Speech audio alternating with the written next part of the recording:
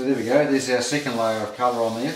What I'll do now is I'll let that dry, go ahead and do the other seats, and what I'll do is I'll just continue to do this until I've got it looking a bit more covered than that. So when you're doing this, just make sure you rub your hand over the top of the leather and just make sure that it has no grip and it feels nice and smooth all the way through. A sort of a cheats way of getting grit out is on the back of the sandpaper. An old French polisher told me this trick. If you turn it on its back, because obviously when you're sanding with sandpaper it's going to take some of the tops off. But if you turn it upside down and use the back of the sandpaper and run it upside down like that, somehow, and I don't know why, because the paper feels smooth, it just seems to smoothen the whole thing out. So that actually feels really good now.